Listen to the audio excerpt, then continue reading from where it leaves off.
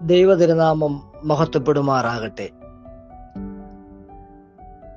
നിസായിലെ വിശുദ്ധനായ ഗ്രിഗോറിയോസ് ഇപ്രകാരം അദ്ദേഹത്തിന്റെ ചിന്തകളിൽ കുറിക്കുന്നുണ്ട്: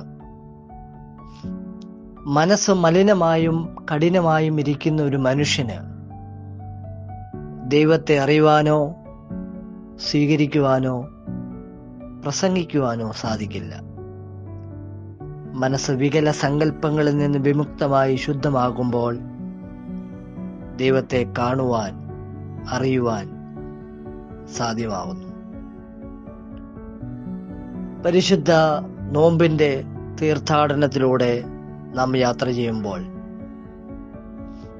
നമ്മുടെ ഹൃദയം വിശുദ്ധിയിലേക്ക് വളരുവാൻ, നമ്മുടെ മനസ്സ് വിശുദ്ധിയുടെ പാതകളിൽ സഞ്ചരിക്കുവാൻ, നമ്മുടെ ചിന്തകൾ വിശുദ്ധമായി മാറുവാൻ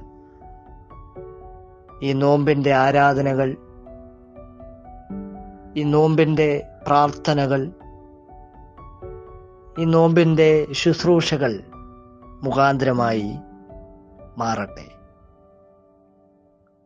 ആ തലത്തിലേക്ക് നാം വളരുമ്പോഴാണ്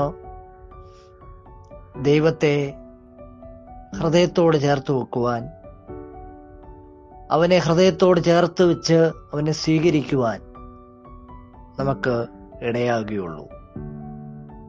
മനസ്സ് വികലമായ സങ്കല്പങ്ങളിൽ നിന്ന് ഒഴിയണം,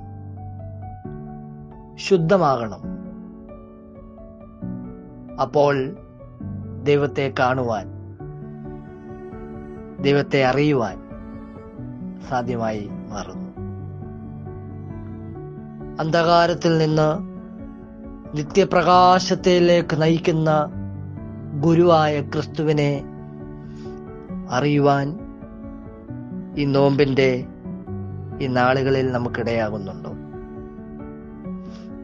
നിത്യപ്രകാശത്തെ ദർശിച്ചിട്ടും സ്വയം അന്ധത കൈവരിക്കുന്ന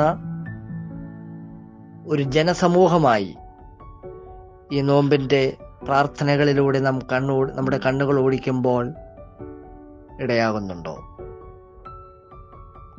ഈ നോമ്പിന്റെ പൂർത്തീകരണത്തിൽ പുനരുത്ഥാനത്തിന്റെ പ്രകാശത്തിന്റെ പെരുന്നാളിൽ നാം ചെന്നെത്തുമ്പോൾ നാം ഒരു പ്രകാശമായി മാറുവാൻ ഇടയാകുന്നുണ്ടോ? ആ തലത്തിലേക്ക് നമ്മുടെ ചിന്തകളെ ഉണർത്താം, നമ്മുടെ വിചാരങ്ങളെ ഉണർത്താം. അതിനായി നമുക്ക് ഒരുങ്ങാം. ദൈവം നമ്മെ അതിന് സഹായിക്കട്ടെ.